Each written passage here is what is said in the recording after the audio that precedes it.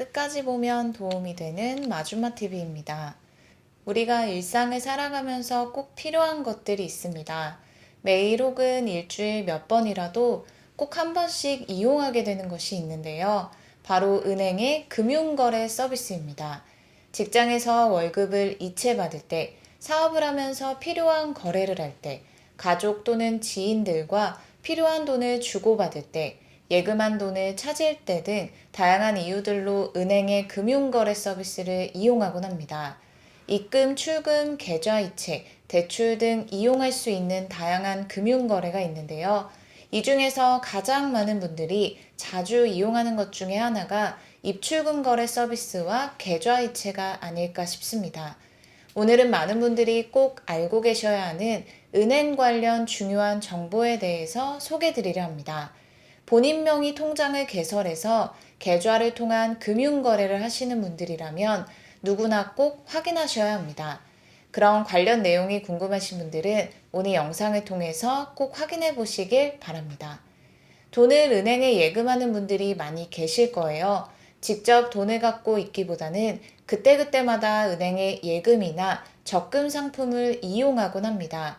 오늘 내용 소개에 앞서서 은행 거래를 하는 모든 분들이 꼭 알고 계셔야 하는 중요한 내용에 대해서 먼저 안내 드릴게요. 돈을 예금하는 이유는 원할 때 찾아서 사용하기 위함인데요. 예금한 돈을 안전하게 잘 보호받는 것이 가장 중요합니다. 그런데 하루아침에 예금한 돈을 모두 잃게 되는 아주 위험한 순간이 찾아올 수도 있습니다.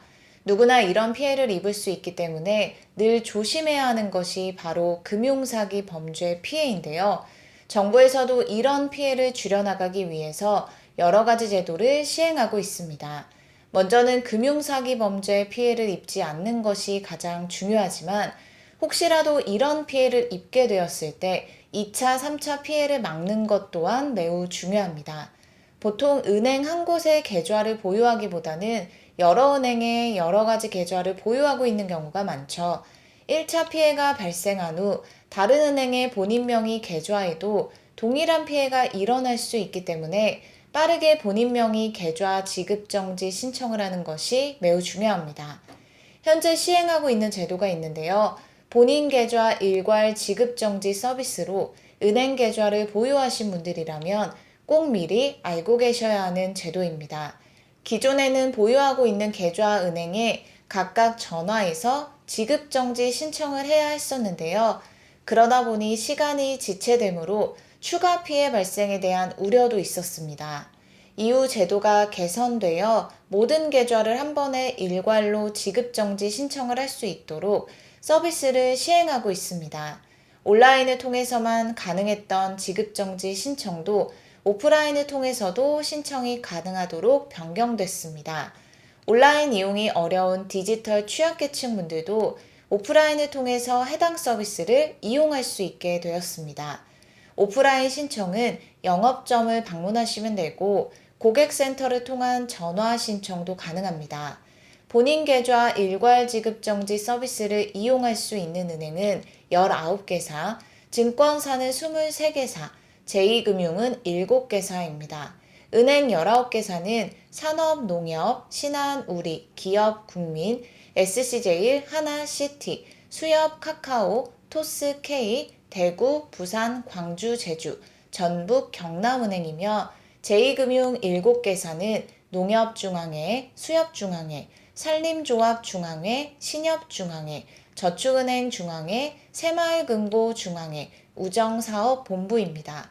다음은 5월부터 바뀌는 소식으로 본인 명의 계좌를 보유하고 계시고 계좌이체, 입출금 서비스를 이용하는 분들이라면 꼭 알고 계셔야 하는 정보입니다.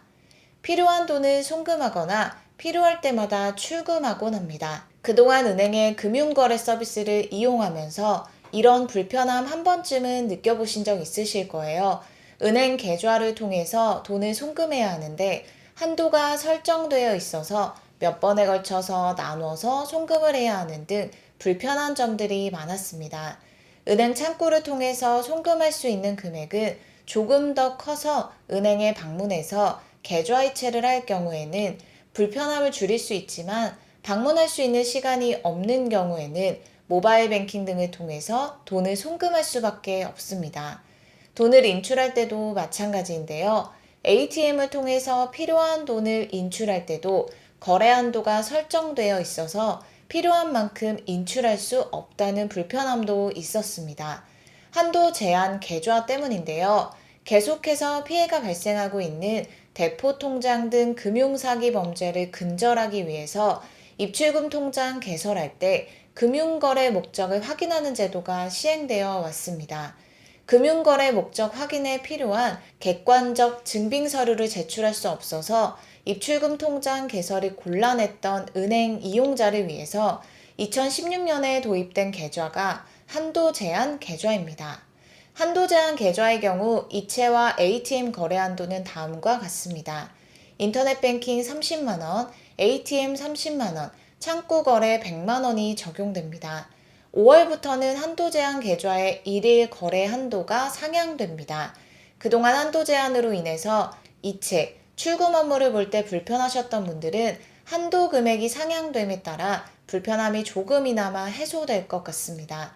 인터넷 뱅킹은 30만 원에서 100만 원으로, ATM 인출과 이체는 30만 원에서 100만 원으로, 창구 거래는 100만 원에서 300만 원으로 상향됩니다.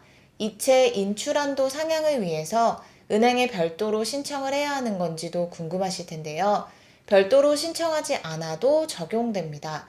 그리고 상향되는 것을 원하지 않는 분들의 경우는 거래하는 은행에 별도로 신청하시면 기존 한도대로 그대로 이용할 수 있습니다.